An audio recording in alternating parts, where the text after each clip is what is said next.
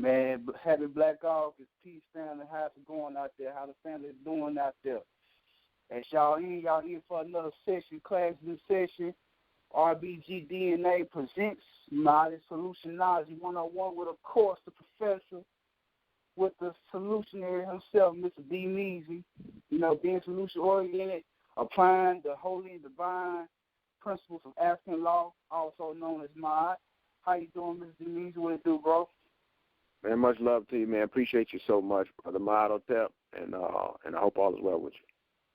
Oh, man, likewise, man. Gratitude. Appreciate that, man. Man, I know you've been MIA over there in L.A., man. We missed you on our show day, man. It was a great event. Man, it was the third annual, man.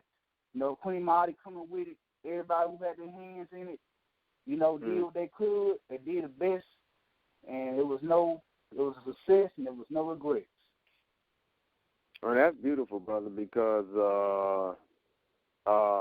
I enjoyed them every time I was going. I love being with the sister who understands what it means to be a goddess in her own right, none other than Mahdi Prim. And, I just really enjoyed myself when I would go to Ashe Day, Really enjoyed myself each and every time. The two times that I had a chance to go, and now I missed the third time because of, obviously, family obligation. But, yeah, excuse me on that. Got a little loud. Yeah. So how was it, man? What made it good this year? Man, it was great, man. The camaraderie. The drummers, had the elder Baba Juju with us, had the two brothers. Their name is escaping me at the moment, the two brothers from Miami, who's connected with Jackson State, and their program, you did, do the certain. Yeah, I had Juju the drummer. Oh yeah, man, yeah. The yeah. Well, I know y'all had a crazy time then. Yeah, in a good way though. Yeah. Well, Juju is when he's on his medication, he's a little crazy, and when he's off his medication, he's a lot of crazy. So, but he's always gonna be crazy. Oh yeah. I will repeat some of the things he say, but it might be distasteful to some of the listeners. yeah, that's right. That's about right. That's right. A lot of that stuff come from some crazy places. But, that's to be expected. We shouldn't expect people who, have a history of mental problems and social problems, unresolved issues. We shouldn't expect those people, to be rational. If people have a history of irrationality, why would you hold them to being rational people? That would be foolish. Indeed. That would be foolish. We got to do better in terms of our expectations for people. Right. And there's been a blight. There's been a blight on our community for years, man. Underplaying people's inefficiencies.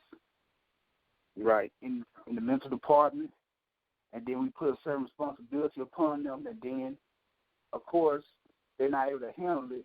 And instead of, trying to heal them or, help them, we demonize them, we shun them, we push them away.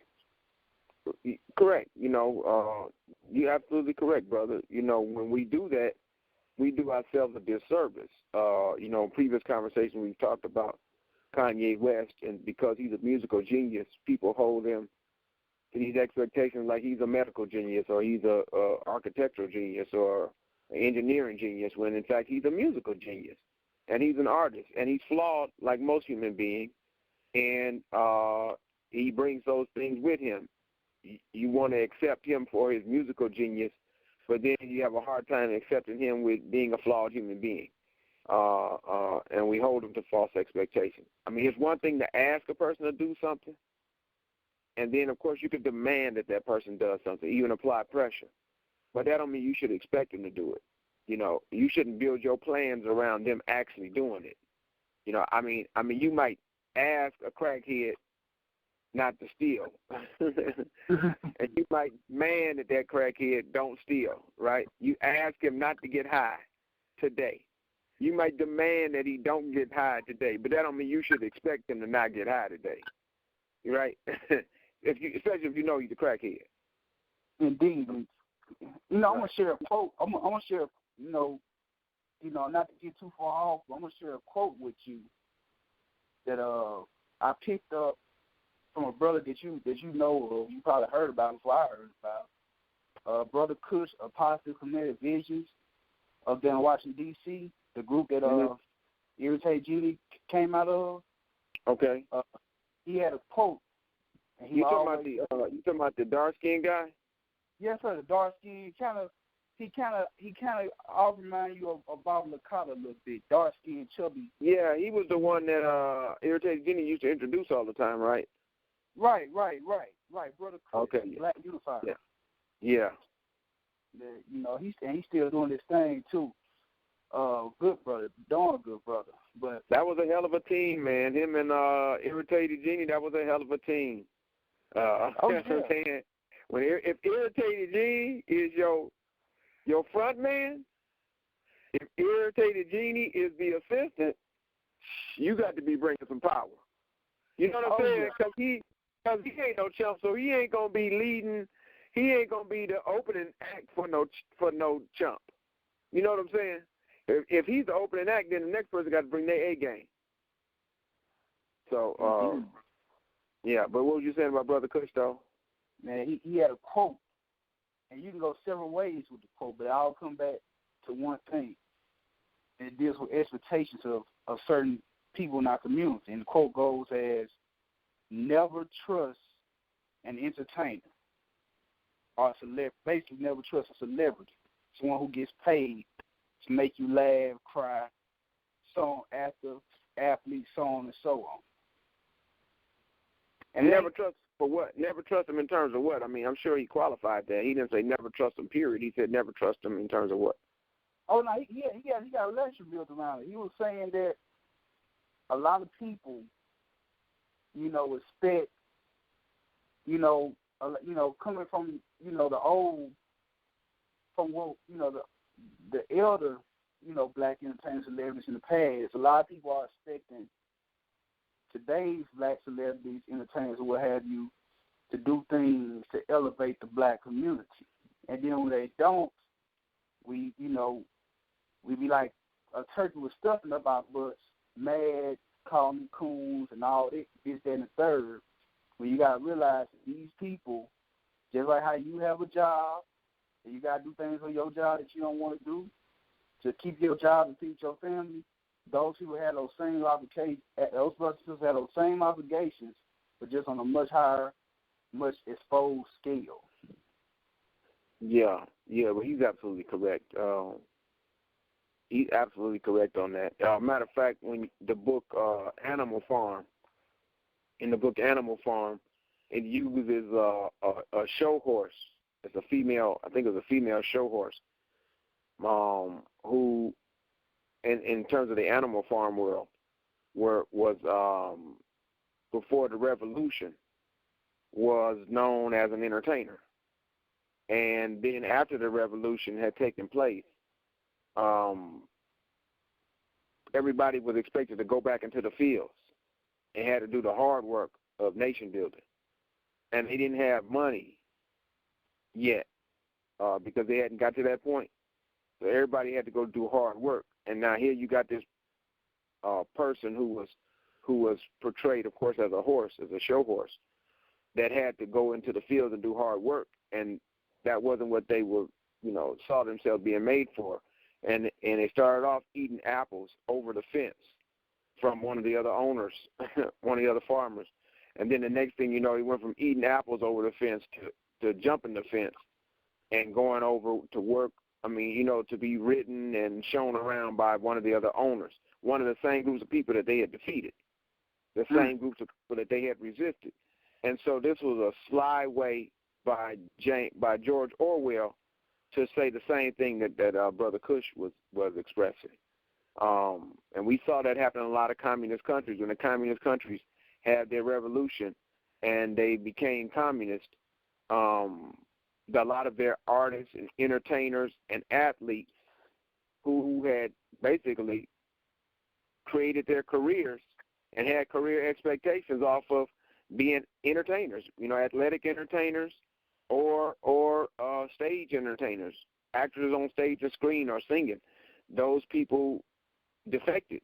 Those people defected. They didn't stay with the country because they couldn't get paid to do what was in their heart to do. They couldn't get paid to live off their talent. They would have to go back into the fields and go back into the hard work, and they didn't see themselves as living that life. Communism said everybody's gonna be equal. Everybody gonna do the same thing every day, and that's gonna be life. And these people are like, oh no, hell no, I'm too talented for that. Indeed, that's why. It's been said many times that and this is a great segue into the topic, because communism is considered an economic philosophy, and a lot of people say that that it looks good on paper and in theory, but when you actually put it in practice, you know what I'm saying, it doesn't pan out. It's it can't be absolute. Just like it can't be. You can still have a communist country, but it can't be absolute. Even look at China. That's the best example of a existing communist regime today. But even they've made several, capitalistic, revisions to their economy to compete. Yes, they have. Matter of fact, they have figured out ways to be superior, where they've nationalized their stuff to protect themselves, and at the same time, they have a capitalistic approach as it relates to trade. So they are attempting to do what they consider to be the best of both worlds, and it's causing all kind of damage to to the people, by the way, and to the countryside. They just recently started. China just recently started getting wind and the solar. The natural energy production, and they're trying to get away from the coal and the nuclear because they see the negatives that are associated with it, and where the people are in terms of the cities. The people are walking around with masks on because it's so toxic. It's so much smoke and smog and so much radiation and all type of other problems they're having because of trying to do the fast track to Western modernization through a capitalistic system. It's killing their people. It's killing their land and killing their people. Indeed. And speaking of land, where basically, produce from the land, and speaking of people, that brings me, back to our Shea Day, because our Shea Day has to deal with a celebration of that. And one thing that Sister Maadi, Brother Kareem, Brother Coach Abasi, and several others who was a part of the committee, Queen Adele, Queen Cheryl, they made it, an obligation to make sure that the financials and the particulars of the trip was as black owned and operated as possible. Which is a great segue into Black August, by the way, because that's the last major event that we have now circled that leads up to Black August. But one of the places where we met up at was Jackson Cash and Carry, as we famously know as Jackson, Mississippi's only operating black grocery store. Black owned grocery store. Black owned grocery store. Yeah, I think it's one of, if not the only, black owned grocery store. Definitely in the city of Jackson, but perhaps even in the whole state of Mississippi. Even though the state of Mississippi has, in some areas, an 80% black population, and in other places, a 60% black population, and in other places, 40% black population throughout the state of Mississippi. But the black state of the union, really. Yeah, it's one of, if not the, but if I'm correct, they only have, I know at least in Jackson, they only have one black-owned grocery store. Definitely. The rest of it is either the big Kroger, Walmarts, and then you have the little, our friends, the Arabs and the Indians, got the little corner store. Well, really, if you're talking about a Food for Less, Kroger. I don't know if they have Save-A-Lot down in Jackson. And you've got Walmart. Wiggly. Yeah. Oh, yeah, Piggly Wiggly. So Piggly Wiggly is in the South, right?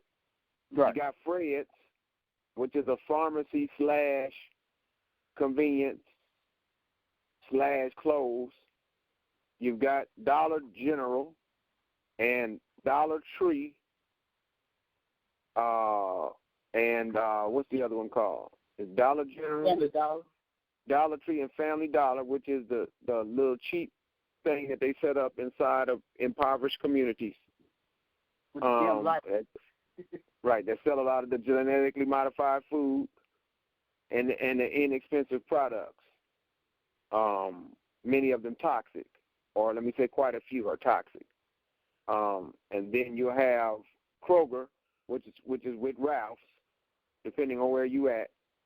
Because if you have a Kroger card, you can use it with Ralph's. And you have a Ralph's card, you can use it with Kroger. Same company, or at least they're up under the same umbrella. And they typically gonna have a higher quality presentation in terms of their grocer standards. They're always gonna have at least a B, no less than a B level store. Then you got Whole Foods, more like Whole Check. Okay. Yeah. Right. And so all of these places had a chance to establish themselves. Of course, when Walmart comes in, Walmart's going to knock out a lot of other smaller places. And that's how you end up with Dollar Generals and Dollar Tree and Family Dollars, because Walmart done knocked out all the other places that could be standing in between. And so then you get those little places that get the runoff stuff from Walmart and whatnot. And then you get what's the other one? The cheap one, the Save-A-Lot. Save-A-Lot, then Food Depot. Food Depot, and so all those are real, on the lower side of Kroger. They not as, the quality not as high as Kroger. All right, and so these places live off poor people primarily. They live off poor people. All right. Kroger is nationwide. These other places we named are more regional. Southern. Yeah, are more regional. With the exception of, I think, Food for Less and Save-A-Lot are in quite a few places. Of course, Family Dollar, Dollar General, and all those, they're national as well. But my whole point is, by the time you get a black grocery store, they have to compete with all those other places already established. And they have to build up their clientele from scratch. And they can't get the products for the same price because they don't have the wholesale relationships as the other people do. They cannot buy in bulk like a Costco. Matter of fact, they might have to buy from Costco. They can't buy in bulk like Walmart. They can't buy in bulk like Sam's Club. In fact, they might have to buy from Sam's Club. So their prices they don't always have the most competitive price point because they don't have the long-term relationships. So the only way that a black grocery store can make it is if black people shop there in a concerted, defined, conscientious manner, right? Black people literally have to set aside purposefully to go to this black-owned grocery store in order for it to be successful. You can't just say, okay, well, you just got to compete like everybody else. And that if that store is going to make it. That store is not going to make it if it has to do that. That store has to have extra help. It has to have extra attention. It needs literal affirmative action. But that affirmative action had to come from black folk, not from the government. Right, it ain't going to come from the legislative state meeting place. None of that. No. You have to adopt what the three primary objectives for Respect Our Black Dollar in terms of A, supporting quality black-owned businesses first and foremost, especially in groups of 7 or more. B, promoting black economic community control models. And C, spurring development of a black business infrastructure. With a place like Jackson Cash and Carry, you can do all three. But it depends on the first one. If you don't have pastors, if you don't have professionals, if you don't have politicians that are purposely, conscientiously saying that we need groups of black people to purposely go out of their way, go in groups of 7 or more, and shop at these grocery stores for a month or for 2 months or for 3 months, then that the black grocery store ain't gonna make it. You see, the black grocery store ain't gonna make it. The black cleaners ain't gonna make it because you got to compete against all these other businesses already set up. You see? Indeed. But I don't even know. I know NAACP ain't thinking like that. I know that. Shamefully, Elijah, the 4-letter, what's 4-letter? Ancient African, ancient, accepted. Free and Associated Masons. Free and Associated Masons. And then the other one is accepted Free and Associated Masons. They call them Prince Hall. You know, if those organizations and the Eastern Stars, the other few, if those organizations that are run by black people, owned by black people, operated by black people, if they don't make a purposeful, conscientious effort to support black, quality black-owned businesses like Jackson Cash and Carry ain't going to be able to make it. They can't compete with Target. They can't compete with Walmart. They can't compete with Costco. They can't compete with Sam's Club. You see, they can't. They don't have the long-term relationships and they don't have the capital. The only way they can win is if black organizations that are owned, operated, and ran by black people make concerted efforts to support them. You see, a grocery store means you get to choose what your people are eating. A grocery store means you get to choose what your people are not eating. A grocery store equals about 20 jobs, from the cashiers, the butcher, the custodians, the maintenance people, the joker on the parking lot, the staff person. That's about 20 people working inside of that grocery store at any time. And that's them getting 30 plus hours a week. You see what a type of financial generator that is? And you know they ain't getting paid a lot of money, so that means most of that money going to circulate in that same community, in or around that same community or that same city. Because most poor people are not going to travel too far to go spend their money. They're going to spend their money near where they are. Right. We're talking about economic generators, but the black pastors don't see it that way. Black politicians don't see it that way. Black professionals don't see it that way. I'm not saying no black pastor sees it that way. I'm not saying not any black politician or black professional sees it that way. I'm not saying that not any black civic organization sees it that way. No, but I'm saying as a whole, that's not true. They don't. Because black leadership is economically illiterate. Black leadership, in terms of black mainstream leadership, has failed to produce a race-first, self-sufficiency, economic agenda that is practical and pragmatic for the masses of black people. And as long as that's true, you're going to continue to see the Pookies and the Ray-Rays out here raising fuss, causing all type of problems. You're going to continue to see women having the flat back and having all these children out of wedlock. Thank God for the children out of wedlock, because if it wasn't for them, 7 out of 10 of us wouldn't be here. But because, 7 out of 10 of black children are raised in a single-parent home. Right. Yeah, so if you just, I don't want to go into that right now. I'm just going to say, if black leadership, especially black elders, do not control the economics of their community, they will not be able to dictate the destiny of black communities. In essence, you won't have black communities. You'll have black people dispersed throughout multiple communities. And as you disperse black people, you weaken their political power and you decrease their opportunity for black economic community control. When you start talking about spurring the development of a black business infrastructure, it becomes damn near impossible. You can't get power without those three things. You can't get power without a buy-in from your own people to support your own quality black-owned businesses. All right? You can't get spur the development of a black business infrastructure if you don't control the economics of your own community. You see, these are some basic things that have to be done before we can even get to talking about the real issues of nation building and whatnot. Right. So, And I don't mean to cut you off, bro, but you definitely sparked an idea. Now, you're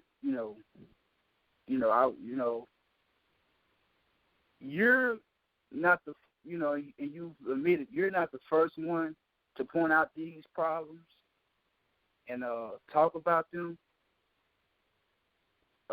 This situation has been going on or act on them. All right. I'm the first person. I ain't come up with this idea. I didn't formulate all the words that I said. Didn't just come from me. As a matter of fact, I've done some formulating, but most of them come through me as opposed to from me. If you read Blueprint for Black Power by Amos N. Wilson and listen to some of the lectures, you're going to get some of this. If you go and deal with the work of the mighty brother who's ill right now, James Klingman, with Blackonomics and several other books, and also he's founded the Chamber of Commerce, if I'm correct, it's in St. Louis. This gentleman is powerful, James Klingman. If you read his work, then you're going to come to some of this. If you deal with the work of Jawanza Kunjufu, of all people, who deals with black economics as well as black health and the conspiracy to destroy black boys, he deals with this with great clarity. Of course, Claude Anderson with Powernomics. He deals with this with great clarity, especially talking about the monopoly board, and how all the good spaces are taken up before we got on the board. Our sister, Maggie Anderson with Our Black Year, and she deals with this to a great degree in terms of the practical application of it and how difficult it is. In fact, it's impractical in some cases. And she saw the need, okay? And so when you deal with these people that have produced these works, especially Amos Wilson talking about Blueprint for Black Power, then it's hard to come to different conclusions as it relates to this information. You see? So if I can go read these big books, listen to the lectures, formulate the plan, and put it together for the sake of, in this case, respect our black dollars, but also, for what needs to be done to solve black people's problems as a whole, and use history as a guideline, use our ancestors' sacrifice as a guideline, even use neighboring communities like the Koreans and the Arabs and the Japanese, even the Mexicans. All of them do the same things that I've been making reference to. They're literally doing it. The Jamaicans are doing it. The Dominicans are doing it. The Haitians even doing it. So we've been here longer. What prevents our leadership from being on board with that agenda to the degree that others are? And when you get the answers, they're really scary. But go ahead. I'm sorry. I interrupted you. Oh, no. Man, like I say, you always know how to say it, man, because that last statement you made about our leaders and how long we've been here. Now, let me ask you this. Would that be, now this is coming from what you would call a socialist critique, right? Do you think it would be better for these black grocery stores and other black businesses, instead of trying to compete with well-established non-black business in the same industry, to find a non-traditional, non-capitalistic method, a more socialistic method based on the cooperative model to function, as opposed to just a regular, shopping by, consumer-producer relationship that you see in capitalism? I'll say this, when you take on another person's business, you have to follow their rules. And when you have your own business, then you get to follow your own rules.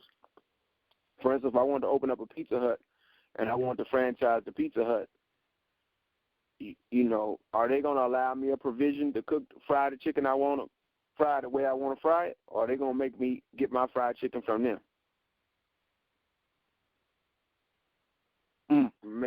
Making some sense? If you deal with McDonald's and I want to franchise some McDonald's, then I decide I want to serve more healthy food at the McDonald's. Are they going to allow me to change their menu so that we can serve more healthy food to our people? Not at all. No, they're not going to do that.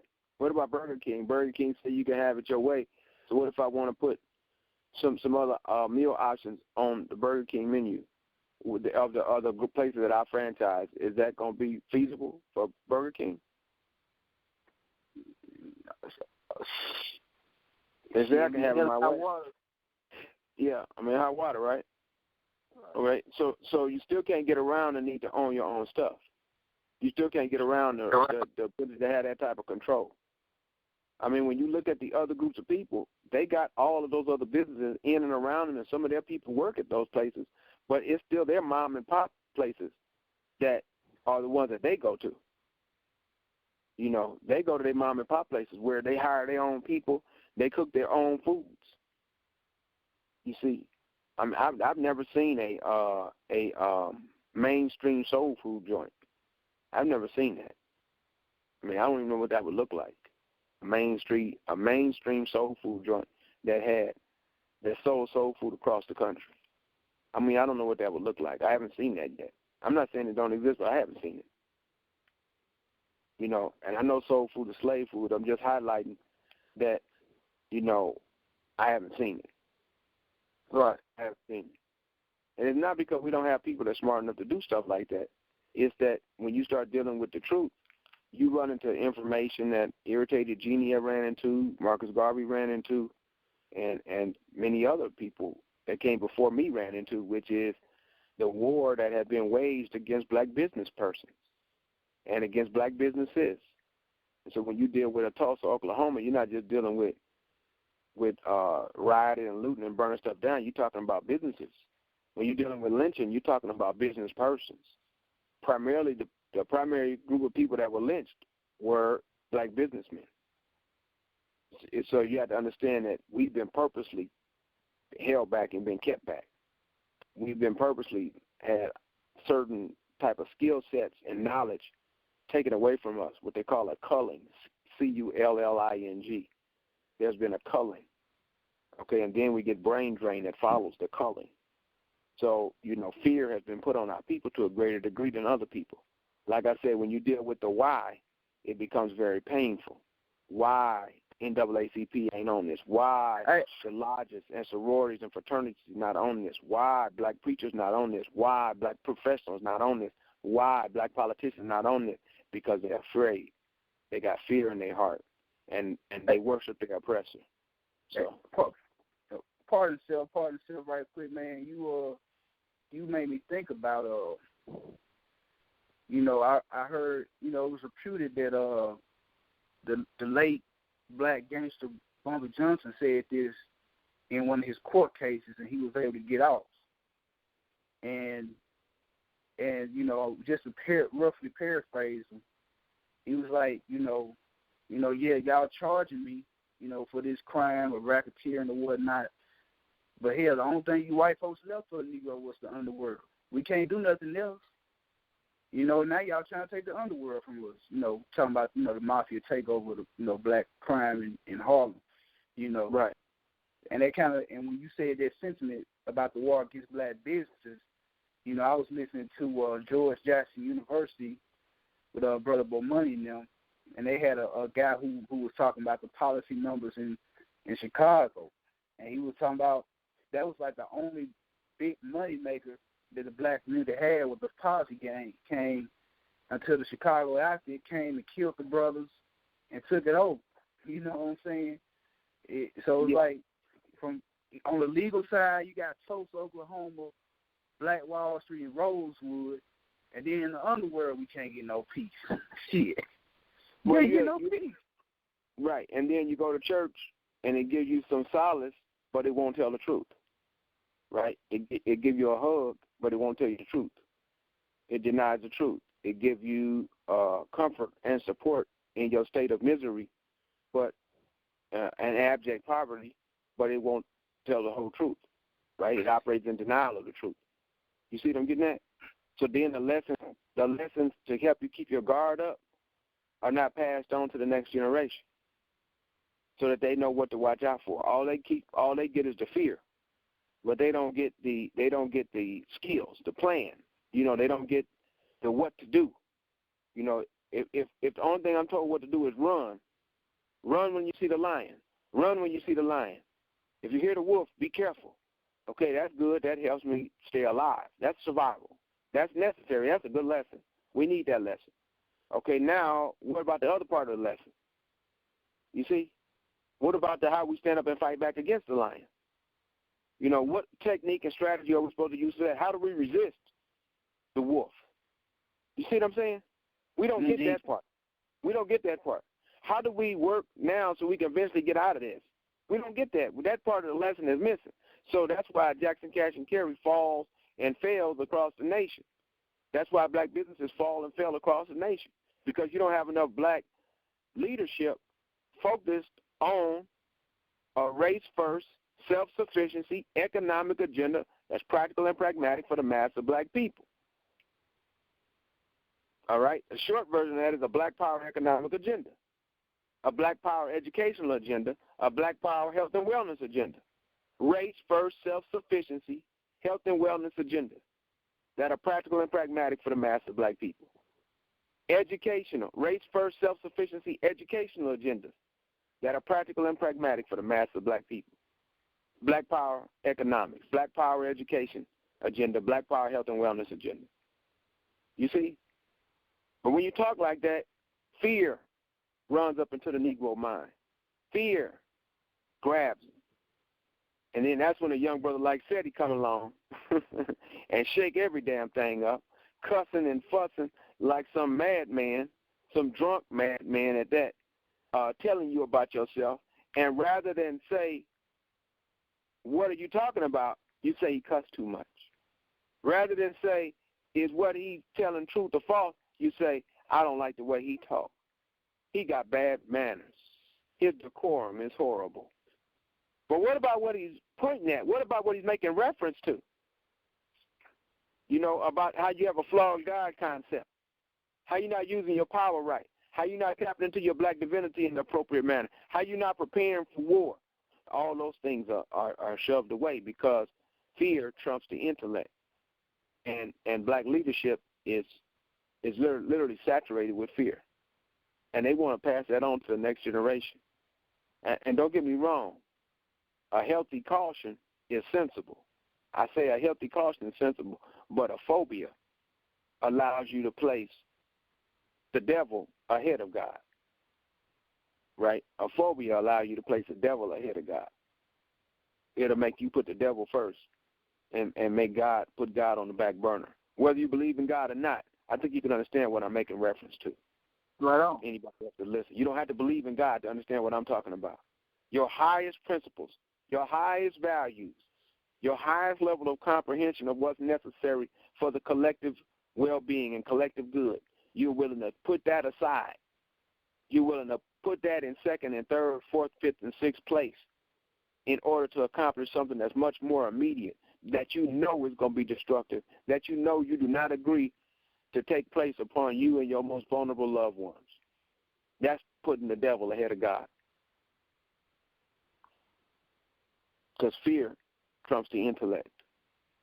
Fear trumps the intellect.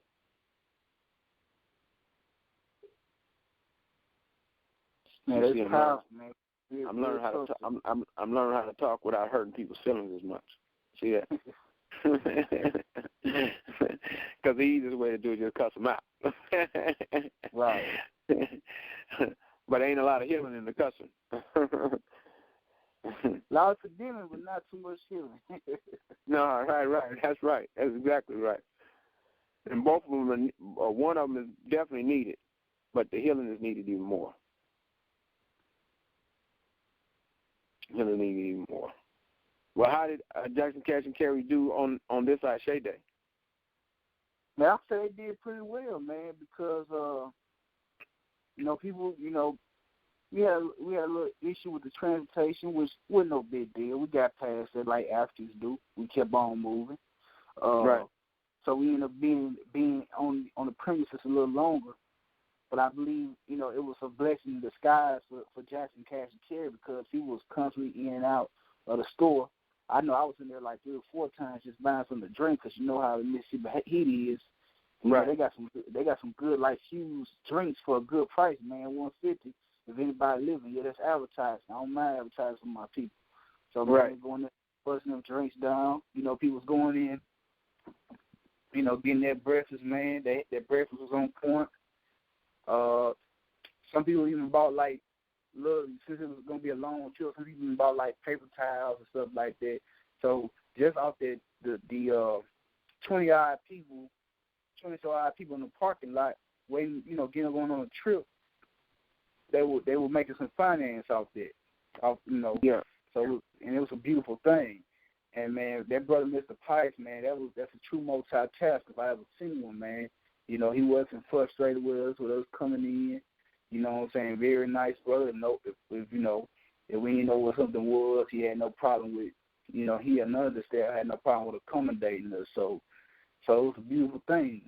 They got nice little bus out there. Yeah, well, they need it, man, because it's long overdue. But like I said, until you get black pastors, black professionals, and black politicians on board with these race-first, self-sufficiency, economic agendas, said in another way, a black power economic agenda, that's practical and pragmatic for the mass of black people. And they have to literally be with that in mind. I mean, if you don't have it in your mind that you're ready to murder white supremacy, you want to kill white supremacy, I like the word murder because killing can be general, but murder is almost always specific. Until you have it in your mind that you want to kill white supremacy, you want to murder white supremacy, if you don't have that in your mind as a black leader, then it's going to be very, very difficult for you to really. Watch out now. You sound like you're talking that George Jackson talk right now. Come on now. Well, no, it's no doubt. I mean, what it is you're talking about counterpunching. You're talking about resistance. You're talking about self-defense. You're not talking about picking on folks. You're talking about war being waged on you constantly. Right. And you're finally having your mind right by ditching the worship of your oppressor, by challenging the value system of your oppressor, by recognizing the need to readjust your views and your values as it relates to your oppressor and your oppression. And so when you become solution-oriented and you start thinking beyond your individual self, then you recognize there's certain things that have to be done in a collective fashion in order to achieve collective success. See, some of this stuff is the reason why the people keep coming to the same conclusion. Why there is no new plan. Might be new ways to do the same thing, but you still got to do the same thing. You still got to come together. You still got to get over a lot of your internal issues, which is what most of us really don't focus on to do. You still going to have to pool your resources. You're still going to have to find trustworthy people in your midst that's not going to steal too much. Notice what I said? Too much. Not going to steal too much. You're still going to have to find these people that understand money and understand their oppressor and their oppression, know how to navigate through the system as it exists in order to be able to make way for the collective benefit of the people. I mean, when you start talking about running numbers, the numbers was the black man's lottery before the lottery came in. It was invented by black men coming from the islands and then brought it over into America. And these black men, were mathematical geniuses in their own right. And they invented the policy game, all right, where you give a nickel or a dime and you might get $100 back, all right? And it made for a lot of jobs. You had to hire a lot of people to run the policy game. You had to hire a lot of people. The policy game didn't become illegal except for the fact that other people couldn't control it. Other people wasn't doing policy game. Policy was going on in the black community. You see what I'm saying? Indeed. Policy is a form of insurance that pays. It's the same principle of insurance, where you give a nickel towards your insurance. You give a nickel towards your burial insurance, right? So that way when you die, a loved one dies, then they get to be buried. And it don't have a hell of a cost on you because you've been paying up on your insurance. Just like you have death and burial insurance, you have house insurance, where since you paying on a regular basis, when your house burned down, you get to get your house built back. You see? And I know that the insurance companies are racket because they try to cheat you out every chance they get. They don't want to pay in full. All right? They only want to pay in part. All right? If that much. Well, and this on the policy. Yeah, on the policy slip, you can get paid if you hit the number. And the number was determined by what was going on in the stock market. So that means that they didn't choose the number. The number was random. All right? Therefore, everybody knew what the number was when it came out. When the white gangsters found out what was going on, they came to move in on it. That's when you get that movie with Bumpy Johnson, played by Larry Fishburne. All right? Yeah. Gangsters, what it was called, wasn't it? Hoodlum. What was it called? Hoodlum. Hoodlum. And so, of course, that's not the whole story, but it gives you some insight into that time period in terms of how they dressed, how they talked, and how the environment was in that day. And you see extreme poverty during that day. You see the remnants of the Garvey movement during that day. Did you know it was Casper Holstein who helped sponsor the Garvey movement? Did you know that? The brother from that's right. He was one of the original policy number runners. He was one of the original ones who have actually set it up. All right? He helped finance the Garvey movement. Then when you go to Tulsa, Oklahoma, you find out it's another policy man that helps to finance their Negro Leagues team and help to finance some of their civic activities in that area. You see? So these people were giving back while they were, quote-unquote, taking. So it was the system that constantly went around because the better they looked in the eyes of their people, the less likely the people was going to turn against them. It was like a form of Robin Hood to some degree. One thing about Robin Hood, you can't deny that he was robbing folks, and you can't deny that he was a hood. But he was your hood. You say he's your hood, and he's in your hood. Everybody knew Bumpy was a gangster. Bumpy would pull his knife out and kill you. Bumpy would pull his gun out and kill you, but he preferred a knife. Okay? But Bumpy was primarily a bodyguard more than just a stick-up man. Bumpy, worked for folks and protected them, and he lent his services out. That was he had a protection racket going on, so to speak. And so, that's what Bumpy was about. You come to find out, the man in the movie that's working with Dutch Schultz, I can't remember, played by Clarence Jones III. I think that's his name, Clarence Jones III. He's based off a character named Bub Hewitt.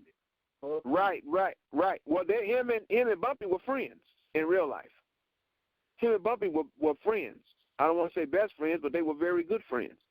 And so when Bumpy was going in and out of jail and he was going in and out of jail, they knew each other before they started getting into the policy game. Before they became bodyguards for the policy game and shakedown men, they knew each other. They had a long-standing relationship that went way back. And so that's also referred to in the movie, but it's not overt, right? It's implied, but it's not overt. So when you go actually do the research on the movie, then you can pull something out of it that you don't see. My whole point with all of that is, of course, is that role that gangsters have played with propping up businesses. Because in the Mexican community, when the Mexican grocery store want to get open, it's because a Mexican gangster helped open it.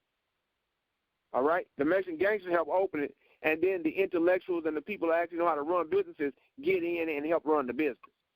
And they hire the people. It's what they call a legal front.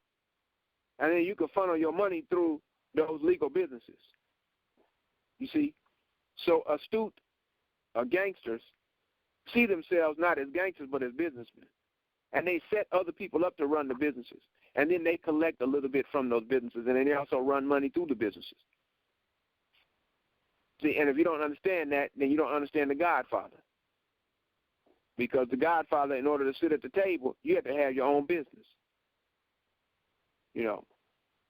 I could keep going on and on with this stuff, but, you get frustrated talking about it because, like Claude Anderson says, we were denied our access to the Monopoly board. By the time we got to get on it, the other people had already taken up all the places. Now the only way we can get on the Monopoly board is if we take somebody else's space. Either that or we have to build our own board. But every time we try to do that, they blow our board up. They burn our boards down. Then when we play on their board, they change the rules against us. You know what? You remind me of a story a brother was telling me. I heard about it, and we were talking about basically going back to the policy things, how the mafia took over the black policy. And then, of course, most black people say, well, them Negroes is criminals. That was just a criminal thing. screw him. But then the brother told a very personal story. He said, nah, that went beyond the criminal underworld because my father was a contractor, honest man. And he couldn't get certain contracts because the Italians were left. Now, he was an honest man. He wasn't no gangster. So what he was going to do? And they had all the big money people on their team, so he couldn't complain to nobody. So he had to settle with taking the little slumlord contracts while they was getting all the big money. Right. And guess what? And because the black church and the black union, the black professors ain't united, ain't got nothing going on to advocate for brothers like that. He was stuck like Chuck. That's right. And that's what it boiled down to. And then the people will turn around and try to be all moralistic with you. You shouldn't have did that. How could you do that? You were wrong for that. What? Do you even understand the rules of this game? One of the best movies that showed it in a comical way was a movie with Rodney Dangerfield where he goes back to school, right? And Rodney Dangerfield goes back to school taking classes, and he's this wealthy, successful business person. And when he gets to class, they start talking about the fundamentals of this and the structure of that. And he's like, well, how are you going to have enough money to pay off to this person, that person, that person, this person? And the professor's like, how could you say such a thing? That goes against everything But, of course, he was in business. He actually had to deal with it, so he might have known what he was talking about, right? Indeed. That's the kind of foolishness we deal with. Wholesale ignorance on the part of black leadership. So that's a scary thing. These incompetent, impotent individuals are in leadership. Yeah, but you have to remember, beyond incompetence and beyond impotence is fear. All right? It's the fear. When you worship your oppressor, you're not mentally sane. And no one who's mentally sane going to worship their oppressor. If you don't understand white supremacy, what it is and how it works, everything you know or think you know, understand or believe you understand will only confuse you. So we have to establish that as the baseline. If you can't deal with them three statements, then everything else you do going to automatically be screwed up. I mean, when the enemy is your deity, even your excellence will reflect insanity. You see? So, we got to deal with some baseline stuff, some stuff that deals with the relationship of power. If we don't understand that, then the rest of it is going to necessarily fall apart. It's going to necessarily fall apart. Indeed. Well, brother, we definitely, man, what I'm saying, that was a great session. I think we're gonna end class on this session and pick off on another topic that we talked about off air.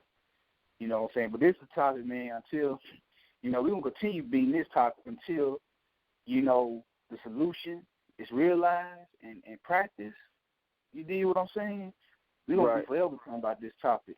And you coward Negroes, cause I know you listening and you watching. We're gonna be at your neck, because the thing is, you lead our people astray, and that day is over with. Well, you know what's crazy, man? While we're aiming our arrows at the generation that's here, that has the actual resource capacity to actually accomplish these things, the group of people that we are actually probably most likely to be able to reach are the ones that are actually behind us, because they're going to have a serious set of questions about why certain things are not in place by now. And the generation that's ahead is probably not going to give them the answer. The generation that's ahead is probably not going to say it's because of stuff that we didn't do. It's because of some stuff we didn't do. They're probably not going to feel comfortable saying that, admitting that. You see what I'm saying? It's because we were some cowards and we were addicted to worshiping our oppressor. They're probably not going to want to say that to their grandchildren. They're probably not going to want to say that. No, Yeah, we never reoriented our institutions to have an African-centered perspective. We stayed Eurocentric. You see, we stayed Eurocentric, and so therefore we kept worshiping our oppressor. You see, they probably not gonna say that. They probably not gonna say that. You know, we were too afraid. Even though we had this education, we was in the information age, and we had the resource capacity and the networking systems to actually be able to accomplish those things that you're talking about, grandchild. Yeah, we did have those things back then, but our fear prevented us from actually acting on them. They're probably not going to say that to their grandchildren. You know, they're probably not going to say that because they haven't said it to us. So I doubt that they'll say it to their grandchildren. All they'll turn into an argument and say, well, I got mine, you got to get you yours. The world don't owe you nothing. Yeah, right. That's right. And that was told to me. That was literally told to me. So, Yeah. Yeah, because they had to get it off of them.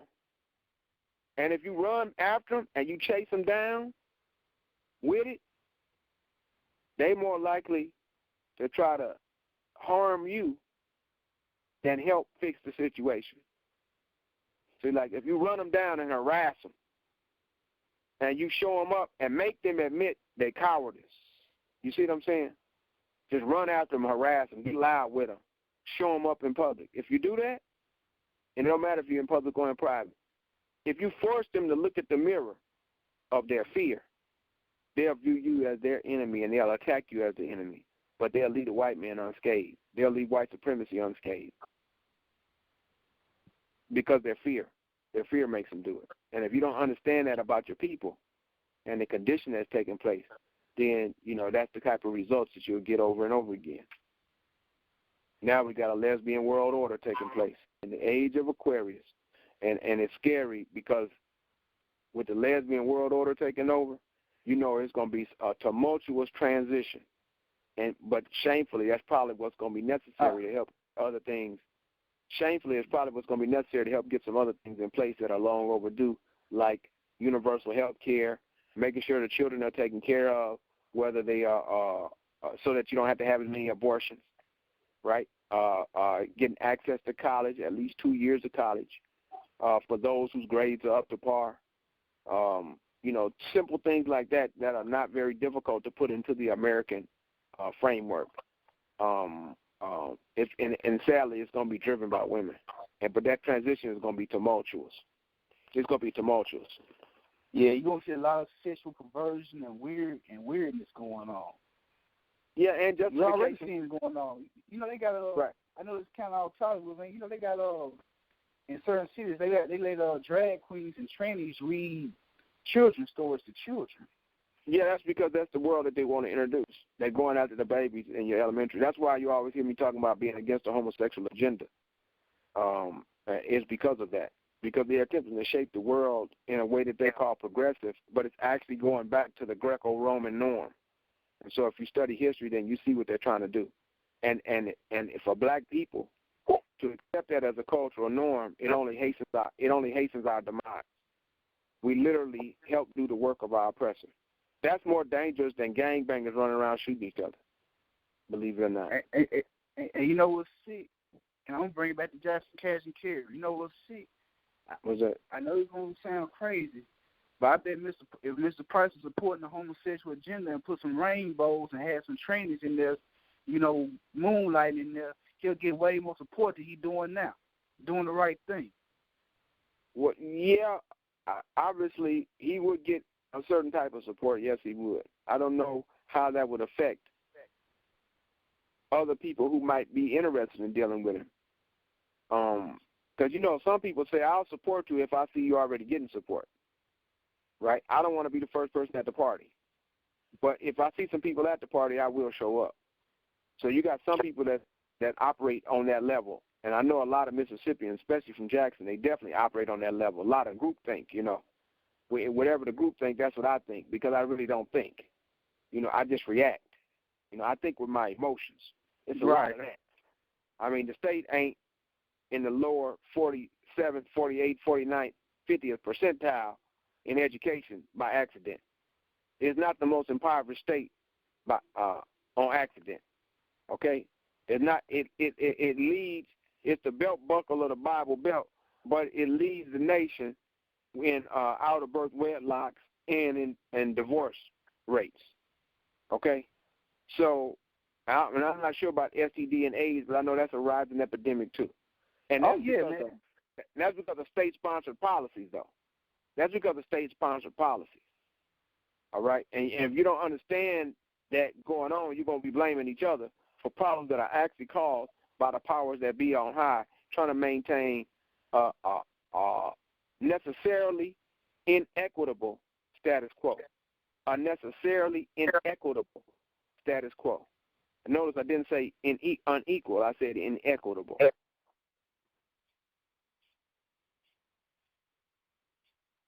Right on, right on. But let me close out, brother, because we a little bit over our time. But brother, that's that spirit, man. I'm telling you.